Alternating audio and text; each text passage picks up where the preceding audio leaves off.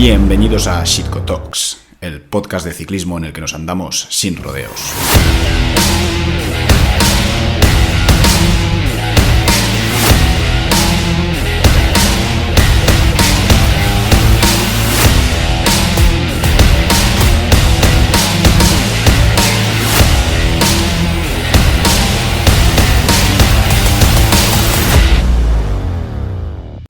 Nueva conversación en el podcast, cambiamos de materia para inmiscuirnos de lleno en el mundo del triatlón y el Ironman, con una de las grandes personalidades de este mundillo a nivel nacional, como puede ser Jaime Menéndez de Luarca, también conocido como Tri Luarca.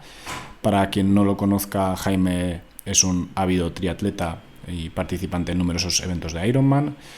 Es entrenador de triatlón, licenciado en Ciencias de Actividad Física y el Deporte y, entre otros menesteres, también escribe comúnmente para la revista Triatlón. Sin más dilación, Jaime, te agradezco mucho haber aceptado la invitación para esta conversación y estoy seguro de que, a pesar de que es la primera, no va a ser la última vez que vamos a conversar aquí en público. Muchas gracias, Jaime.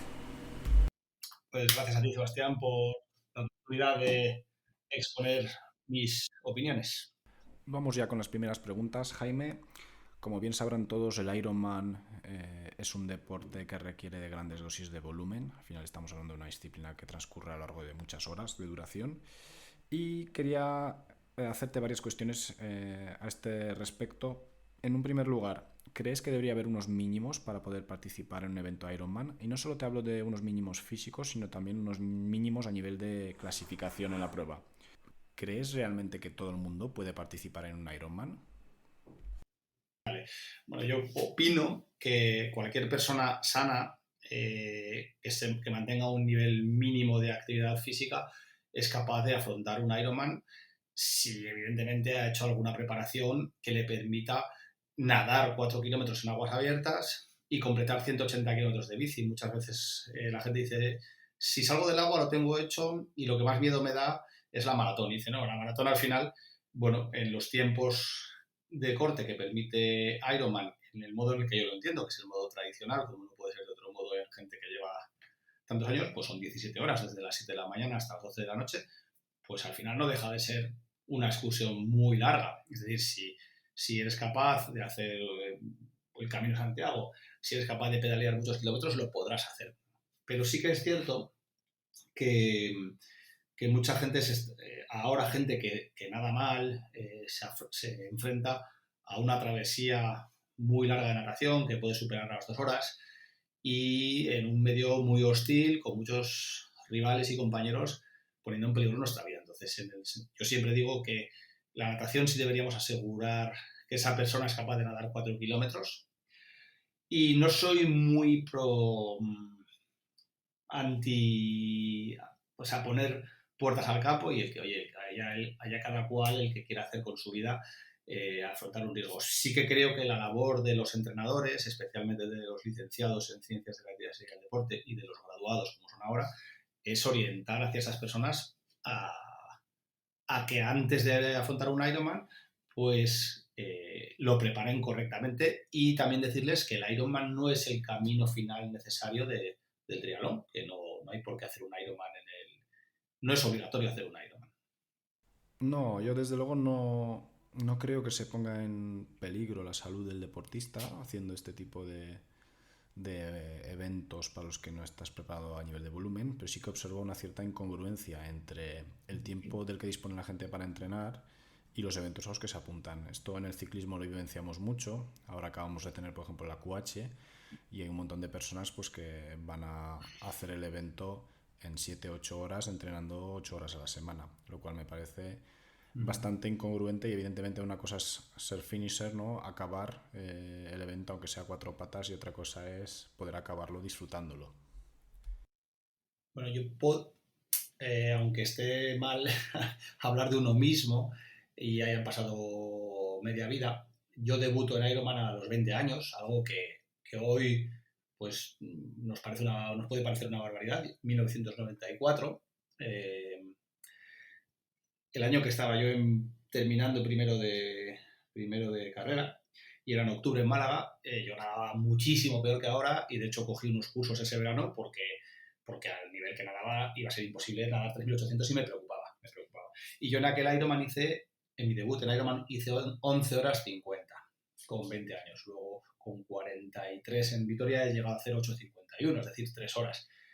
Y pues no había Stravas ni agendas de entrenamiento, bueno, agendas había, pero no lo llevaba. Pues fue en octubre, pues mi verano de 1994, recuerdo que saldría de marcha con mis amigos, jugaba al rugby, hacía triatlón y no creo que hiciese 8 horas semanales, no.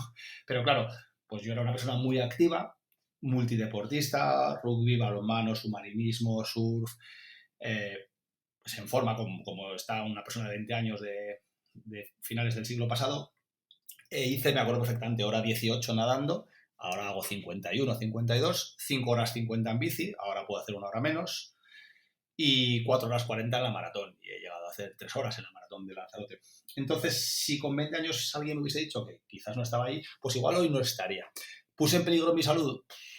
Diría que no, porque al final me pegué un paseo, o sea, al final había ese nivel, pero también que si vamos a la actividad física de los jóvenes de hace 30 años, era muchísimo más alta de la que hay ahora. Entonces sí que, pues sí, hoy me prohibirían seguramente hacer triatlón. De hecho, no sé si con 20 años todavía eres junior. No, pero está claro, Jaime, que tú con 20 años ni tenías el mismo desarrollo a nivel de psicomotricidad, ni la misma actividad física diaria que la que puede tener una persona sedentaria que hoy en día se levanta y dice, venga, voy a intentar hacer un Ironman, ¿no? Que es lo que está sucediendo mucho a día de hoy, y eso es un poco lo que más me preocupa. Sí, al final es eso, que yo tenía un trabajo cruzado muy fuerte, muy, muy bueno. Igual, pues no creo que hiciese más de 2 días de natación a la semana, seguro que no. Igual corría 2 días a la semana 12 kilómetros y pensaba que 15 kilómetros era un rodaje largo, y segurísimo que no pasé de 100 kilómetros aquel verano, segurísimo, ni una sola vez, seguro. Pero sí que es verdad que eran otras épocas. Y a raíz de ahí, pero bueno, llevaba 4 años haciendo triatlón, había debutado en distancias más cortas, y si yo cogiese al Jaime de los 20 años, pues posiblemente le diría, oye, pues no procede. Pero claro, ¿cómo digo yo a quien esté escuchando este podcast que no hagan lo que hice yo hace 29 años, efectivamente? Bien, yendo un poco con la siguiente pregunta, Jaime, ¿volumen o intensidad? ¿Qué es lo que debe de priorizar precisamente una de estas personas que tiene muy poco tiempo para entrenar y quiere disputar una larga o ultra distancia? Al final, el volumen pues va a dar los recursos necesarios, y parece que es una obviedad que el volumen es necesario para hacer una prueba de 10 horas, 12 horas, 14 horas de duración. Evidentemente, a estas personas les recomiendo que se centren mucho en el volumen, porque el volumen va a ser necesario. Al mismo tiempo, yo creo mucho en que el entrenamiento debe ser ameno, progresivo, y que produzca adherencia. Entonces, si lo único que mandamos son, venga, sal a hacer 4 horas, ponte un pulsómetro y no pases de 120 pulsaciones, y con esas 4 o 5 horas de hacer la salida de los domingos vamos a obtener buenos recursos, pero posiblemente ese deportista se aburra un poquito. Entonces, pues a ese deportista yo le iría metiendo algunas cositas de volumen mezclada con algo de intensidad, simplemente para que se divirtiese en el entrenamiento, pero el objetivo de ese deportista es llegar lejos. Entonces, en ese deportista estaría trabajando principalmente el volumen, que va a ser relativo, porque tú mismo dices que va a tener poco tiempo. Mira, yo ahí sí que no estoy del todo de acuerdo porque al final el Ironman es una disciplina que se desarrolla a intensidades bajas, en la cual hay que priorizar evidentemente el volumen, pero cuando disponemos de poco tiempo, la densidad de entrenamiento que vamos a conseguir priorizando el volumen va a ser muy pequeña, ¿no? Por lo tanto, yo creo que ahí sí que un deportista tiene que priorizar claramente la intensidad, a pesar de que paradójicamente no vaya a llevar esas intensidades, esos ritmos de carrera en el propio evento. Al final, yo con mis deportistas de Ironman trabajo mucho, prácticamente todo el año, cambiando los estímulos. Trabajamos bastante zona 5, bastante V2 Max, tanto en bici como carrera como nadando. Aumentamos la cilindrada por arriba. Pero claro, yo te he respondido cómo entrenaría yo a un deportista que yo no entrenaría. Es decir, yo soy muy bruto cogiendo mis deportistas, y cuando alguien me dice que el objetivo es hacer un Ironman porque quiere la medalla de Ironman y pasar al siguiente episodio, a mí eso me parece muy respetable, pero yo no entreno ese tipo de deportistas, entreno deportistas que tienen un objetivo de ir progresando paso a paso en un reto. Es decir, yo no entreno finishers como tal, no establezco ningún parámetro, sino gente que quiere mejorarse a sí mismo dentro de algo que ya ha hecho. Entonces, para una buena persona que quisiera ser finisher, pues trabajaría el volumen, pero siempre mis deportistas 12 horas trabajan su intensidad, la relativa a la que ellos mismos pueden hacer. Y se ponen a sus 180 pulsaciones, a sus 400 vatios los que pueden moverlos, hacen series de 1000 a 330 si alguno puede hacerlos. Entonces van combinando. Y además, cada vez más con el aprendizaje que da la experiencia, creo que trabajar todas las zonas durante toda la carrera deportiva de un deportista, bien sea profesional, bien sea grupo de edad, es muy importante para tener ese repertorio metabólico. Bien, Jaime, y pasando ya a la siguiente pregunta, periodización. ¿Utilizas algún tipo de periodización del entrenamiento con los deportistas de triatlón y Ironman? Como he dicho anteriormente, al final se trata de disciplinas en las que vamos a trabajar siempre a ritmos relativos bajos, pero no obstante, para la preparación de las pruebas sí que se requiere trabajar a ritmos altos y muy altos que luego no vamos a tener que utilizar en la propia prueba, pero sí que nos sirven para desarrollar las habilidades necesarias para poder rendir, ¿no? Sobre todo esa intensidad relacionada con el primer punto de inflexión en la curva de lactacidemia, tanto mejorarla como extender su tiempo al agotamiento. Sí, pues lo que decía, a mí me gusta mucho deportistas de grupos de edad que el fin de semana tienen más tiempo. Pues yo distribuyo la semana en, digamos, martes y miércoles es el trabajo de calidad, como si queremos utilizar este término tan antiguo, y sábados y domingos es el trabajo de volumen, ¿no? Entonces, digamos que los martes hacen sus series de zona 4, que se acercan a los 30, 40, 50 minutos en bloques. Los miércoles, o zona 5, que hacen 10, 12, 16 minutos. Y los miércoles hacen sus series de 1000 o sus series de 400 corriendo para tener ahí esa flexibilidad metabólica. Y los fines de semana, como no puede ser de otro modo, pues hacen 120 minutos de bici, 150, en bloques de 4 de 40 minutos a ritmo a esa zona, ese famoso 2 milimoles que tanto se está hablando, ¿no? Y el domingo pues un rodaje largo que puede rondar entre 80 minutos y 1 hora 20 y 2 horas y cuarto, más o menos. Y siempre algún pequeño farlek, algún pequeño toque de zona 3, también para que se les haga un poquito más ameno. Pero claro, ese 4 de 40 minutos, a esos 2 milimoles, a ese 70% del FTP, si queremos utilizar esa terminología, pues para ser capaz de hacer 160 minutos en zona 3, hay que tener una base de trabajo por detrás. No vale simplemente con ir acumulando kilómetros y kilómetros y kilómetros. Entonces hay una progresión detrás. Entonces la periodización, yo siempre parto desde el principio de la temporada con gente que tiene un cierto bagaje, con trabajo de mucha intensidad y poco a poco, lo que ahora llamaríamos periodización inversa, que parece que se ha inventado ahora y ni mucho menos, y luego pasan a hacer un trabajo más específico de cara a los ritmos de prueba. Filosofía que comparto bastante, Jaime. Al final, entre semana intensidad y fin de semana volumen, que para este tipo de deportistas con escasa disponibilidad es lo que suele funcionar mejor en mi experiencia. Siguiente pregunta. Trideporte. Tenemos 3 disciplinas. ¿Cuál priorizarías tú? ¿Cuál crees que reporta la mayor ventaja en tiempo frente al tiempo empleado en trabajarla? Yo evidentemente aquí tengo que tirar para casa y siempre digo que la bicicleta se lleva la palma, simplemente por pura física, ¿no? Al final es la disciplina donde más tiempo va a transcurrir en competición y donde no solo mediante ganancias de potencia pequeñas podemos cambiar mucho el tiempo final en el sector, sino también las ganancias que se pueden conseguir a nivel aerodinámico infieren mucho en el resultado final de la prueba. Bueno, aquí va mucho por filosofías. Me gusta citar al entrenador de Guruche Frades, a Roberto Corujo, compañero mío de profesión, también ha bajado alguna vez de novelas en Ironman, también es triatleta, y él trabaja mucho con la mejor triatleta de España, Guruche, de larga distancia, basándose mucho en el alto volumen de bici y aunque Guruchet determina las carreras corriendo, pues no es un gran volumen lo que define su rendimiento. Es un gran volumen de bici lo que luego le permite correr muy bien. Por ejemplo, si me fuese a mi caso particular, yo no necesito hacer tanta bici porque tengo una cierta facilidad para el ciclismo y en cambio cuando soy capaz de correr 4 veces por semana, que el músculo ya no se deja tanto, pues ya voy consiguiendo correr un poquito mejor.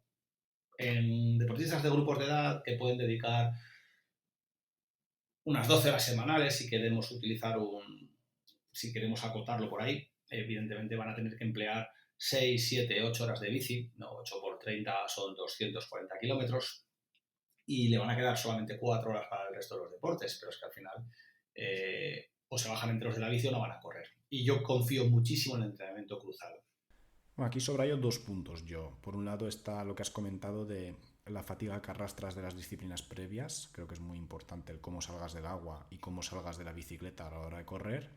Sobre esto se está haciendo una tesis doctoral muy interesante en mi facultad, sobre cómo interfieren las distintas cadencias en el sector de bicicleta para el tiempo en carrera. A ver qué sale de ahí.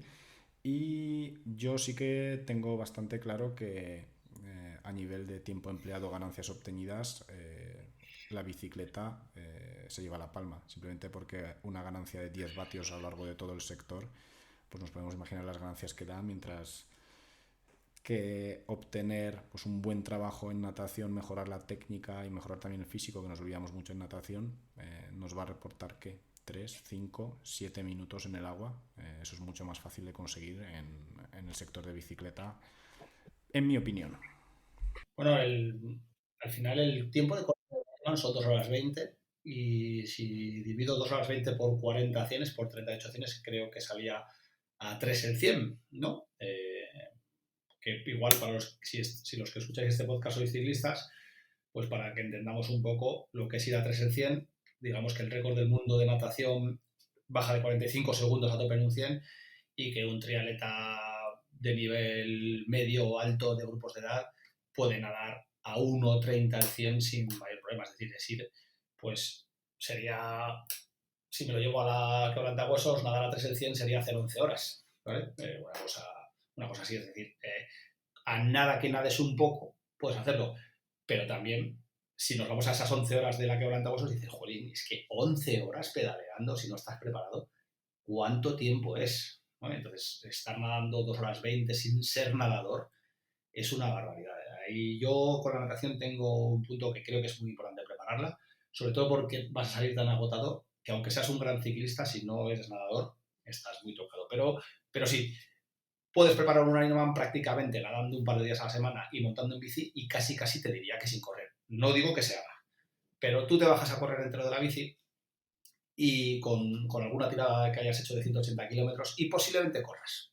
Andes un poco los habituallamientos, vayas andando, te venga el hombre del mazo a ver en el kilómetro 20, vuelvas a comer un poquito, vuelvas a correr, pero más o menos corres, porque el hombre está hecho para correr, pero no está hecho para montar en bici. Y lo vemos. Una persona que le sacas a montar en bici 20 kilómetros el primer día, llega reventado, le duele todo. Bueno, aquí, Jaime, acabas de plantear una cuestión bastante novedosa para mí, me ha sorprendido, pero habrá que explorarlo, ¿no? Que es el tema de que realmente puedes llegar a preparar un Ironman con el fin de ser finisher casi sin trabajar la carrera, ¿no? La verdad es que me ha sorprendido bastante esto por la casuística que conlleva la propia carrera, pero a ver si puedes explayar un poquito más para los espectadores, que creo que es un tema muy interesante. Sí, creo que al final, si eres capaz los sábados de estar 5 horas pedaleando, 5 horas de actividad física continua, creo que podrás bajarte a correr y más o menos llegar. Y no lo digo yo, lo dice también yo, además de ser entrenador, pues he trabajado con organización de algunas carreras de Ironman. He sido el coche escoba, la bici escoba de Ironman de Marbella, de Mallorca, perdón, cuando lo organizaba ICAM. Y me he tirado 6 horas en bici detrás de un alemán súper simpático que yo le decía, ¿tú crees que vas a llegar? Sí, lo tengo calculado. Y no tenía ningún tipo de... Se bajó, iba a 7.40 al 1000, pim, pam, pim, pam, pam, pam, y yo ahí me chupé mis 42 kilómetros a 7.40 al 1000 en la bici. Entonces, bueno, pues claro, estuvimos hablando mucho rato, pues toda la maratón. Yo decía, joder, no sé retirar la que me espera aquí. Pero bueno, él llegó y no llegó más fresco que una lechuga. Además yo le decía, pues igual podemos correr un poquito, porque se veía que podía correr perfectamente. Y él le decía, yo llego en el tiempo de corte. No estaba nada estresado. Nada mejor que la experiencia personal para refrendar lo que uno está diciendo.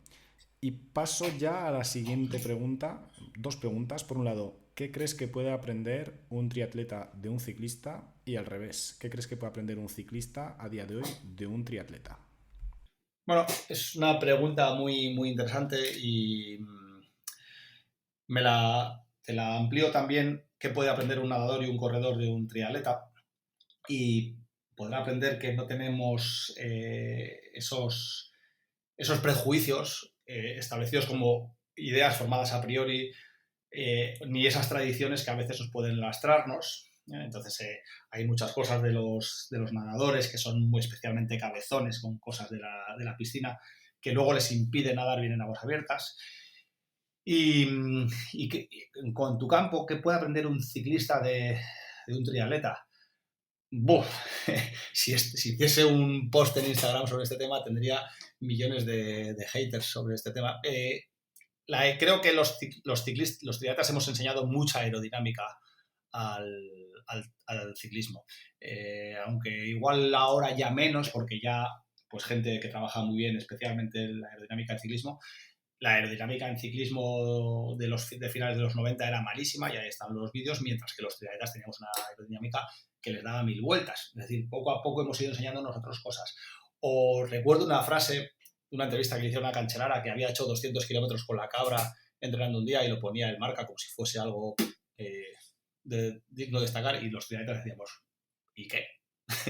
200 kilómetros con la cabra, pues si hay gente hay triatletas que no tienen bici de ruta, que cuál es el sentido cuál es el problema de hacer 200 kilómetros con una cabra. No veo mayor problema. Y ahora con la pandemia, gente que ha hecho 300 y 400 kilómetros con la cabra. Quizás la apertura de mentes y los triatletas debemos aprender muchísimo del orden táctico de los ciclistas. No somos un desastre tácticamente.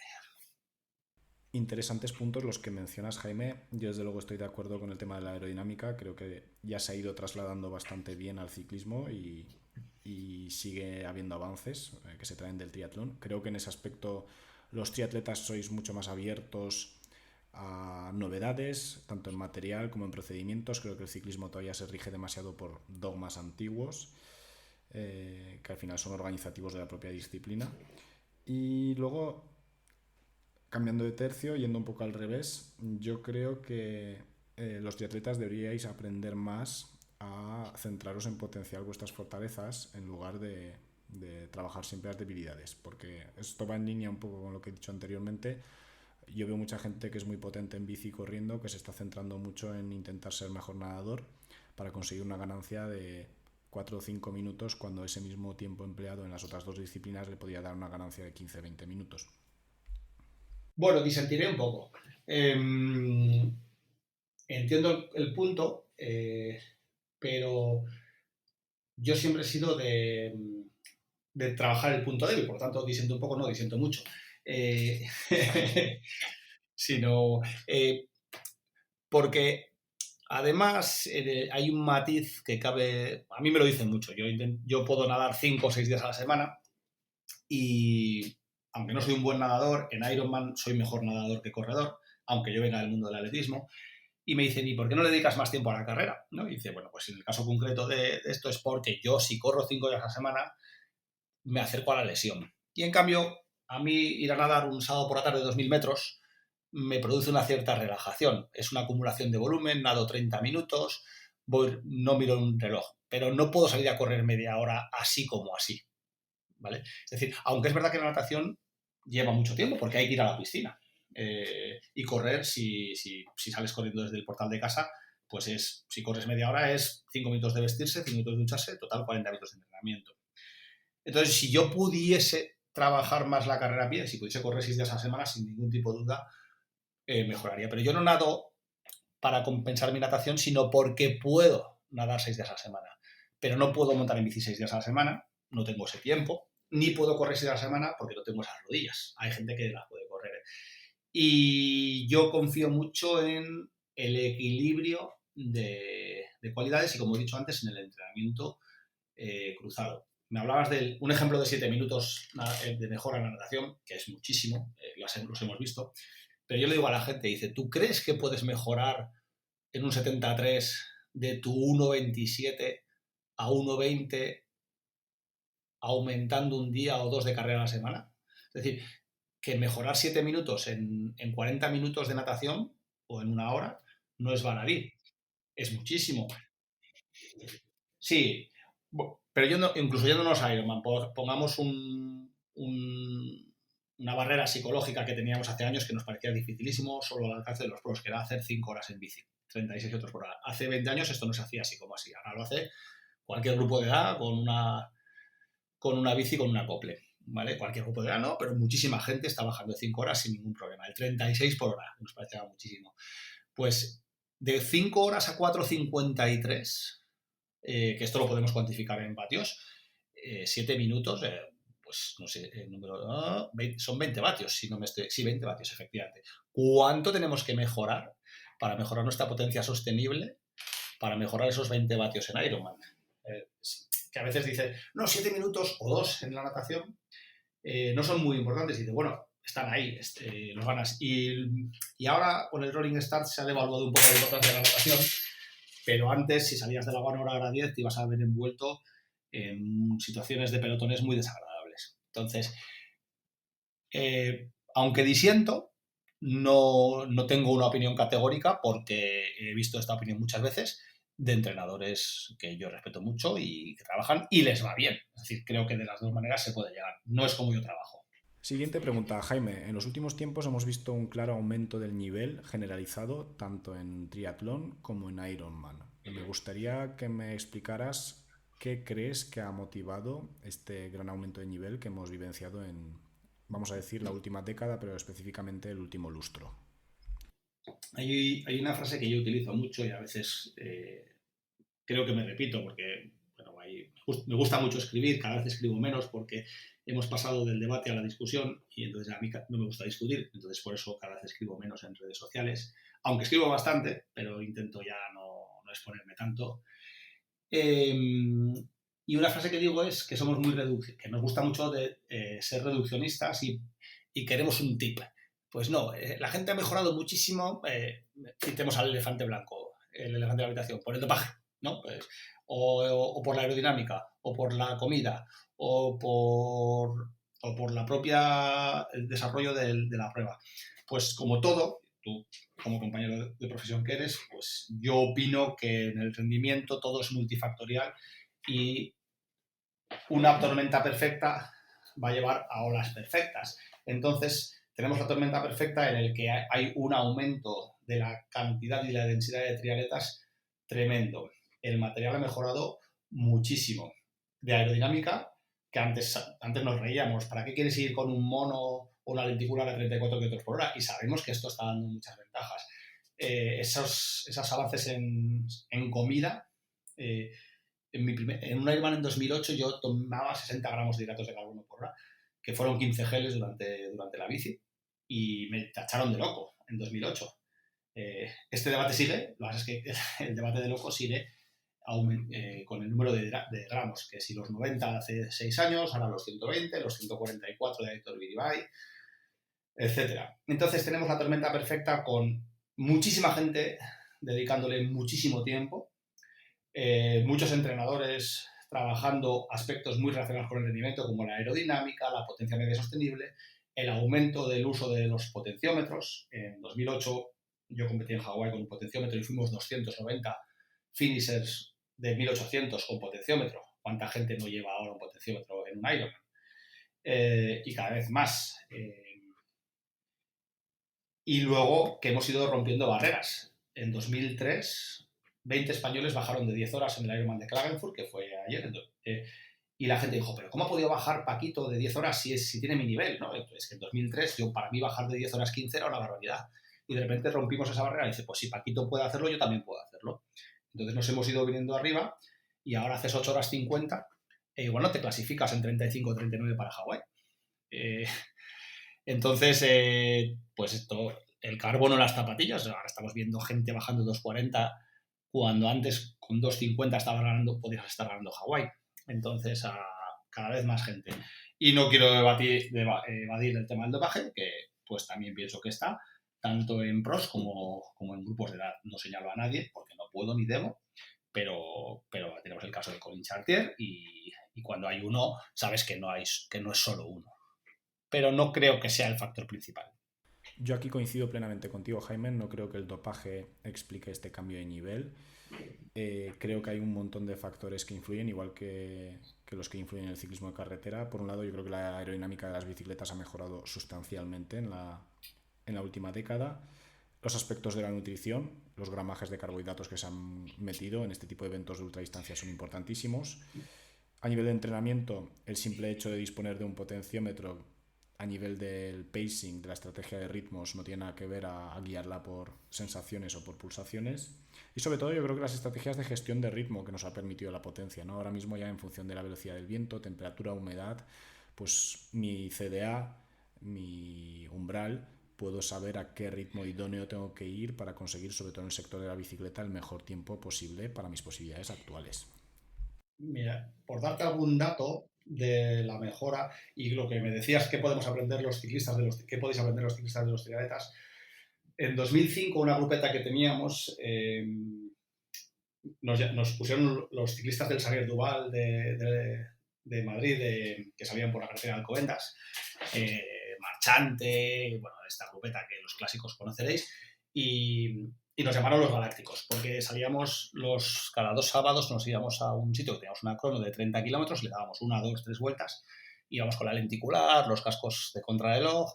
En 2005 estaba muy raro, o sea, tú no veías a un flipado, que es como el nombre que nos pusieron, no, lo digo así, los Galácticos, no los flipados, con una lenticular por ahí, el casco aerodinámico y un mono. Yo llevaba un mono del CSC que me habían regalado y recuerdo que hacíamos cronos de 32, 64 o 96 kilómetros. Y empezábamos a dar vueltas a 38 kilómetros por hora, que entonces, en 2005, 38 kilómetros por hora en entrenamientos de 90 kilómetros, pues eran muchos, y pasábamos a los profesionales del San Duval, que evidentemente estaban haciendo todo el entrenamiento, pero con sus bicis de ruta, y se nos ponían la rueda. De esos 38 kilómetros por hora en 2005, ahora yo veo muchísima gente en ese mismo recorrido, que está en Cerceda, para los que queráis verlo en Strava, muchísima gente que está haciendo medias en 100 kilómetros de 41 o 42 kilómetros por hora. Pero antes nosotros éramos los de grupos de edad, gente que podemos estar determinando un cierto nivel en la zona centro, y ahora ahora haces 40 por hora en un 73 en Fromista y puedes quedar el 30 o el 40 perfectamente.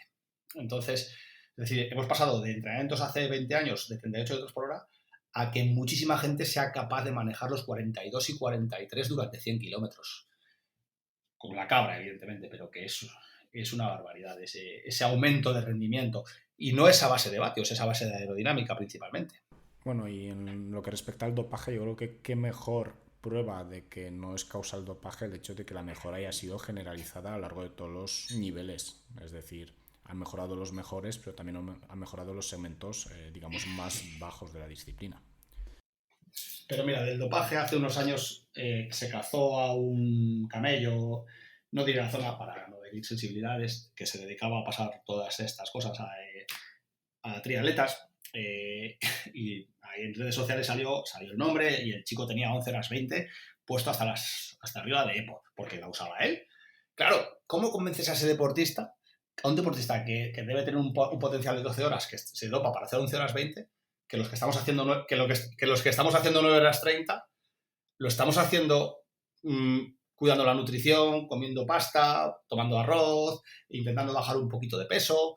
¿Cómo le convences a ese deportista? O sea, yo me estoy poniendo hasta arriba de EPO, yo, esa persona, y yo hago 11 horas 20, y hay gente que en España me está metiendo 2 horas en grupos de edad.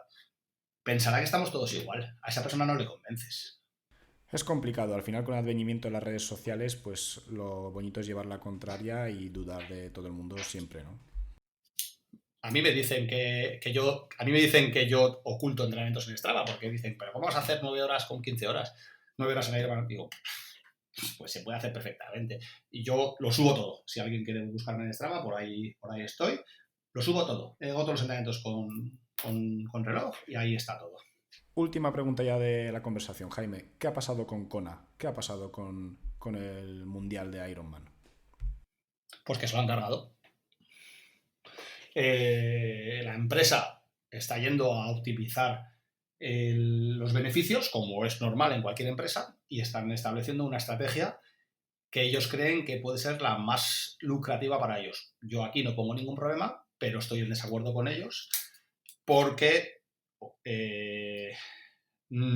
primero se están cargando la esencia de un producto y bueno, pero me imagino que a la Junta de Accionistas le dará igual si siguen ganando dinero y siguen ganando las pruebas.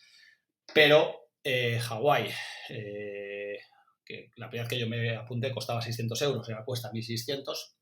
El coste de la vida no ha subido un 150% de 2008 a 2023. Y los hoteles o los apartamentos que costaban, pues por 100 euros estaba yo allí con mi mujer en un apartamento, 15 días, por 100 euros por día, pues ahora te cuesta 300, 400, 500, un zulo. Ya no te hablo de un apartamento. Entonces, no creo que el triatlón sea un deporte tan basado en el dinero como puedan serlo otros.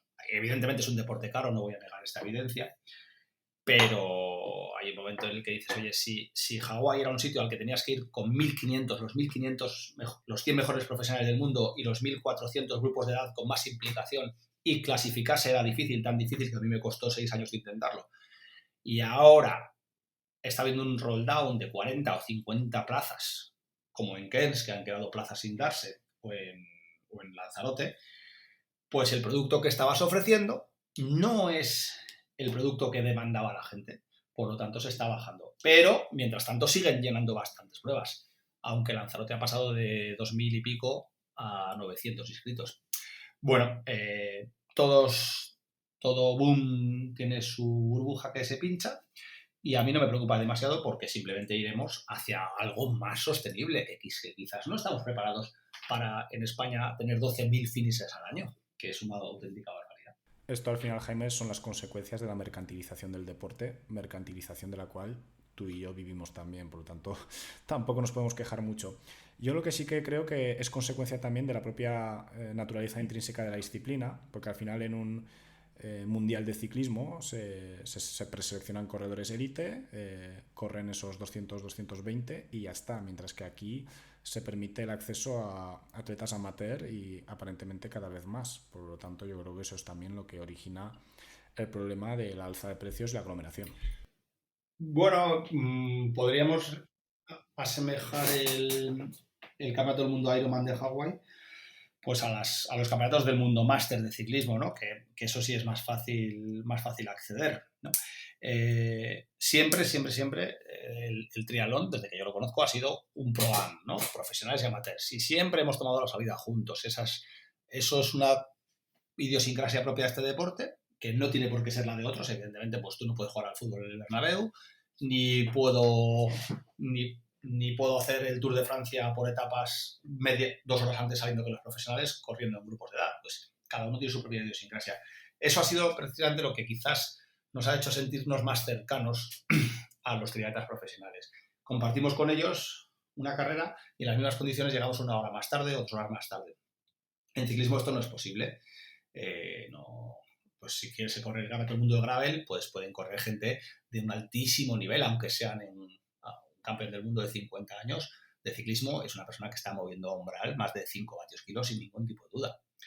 Y en triatlón el nivel es más bajo. Entonces, ese punto en el cual estábamos esos 100 profesionales y 1.400 triatletas de alta implicación, pues ahora ya no es el mismo. Ahora siguen estando los 100 profesionales que están porque tienen que estar y hay los 1.400 triatletas o 3.000 pues que acceden a la prueba de un modo completamente legítimo. Yo siempre he dicho que si yo algún día me clasifico por roll down, me clasificaré por roll down y lo cogeré. No tengo ningún problema con ese tipo para mí ese debate no existe.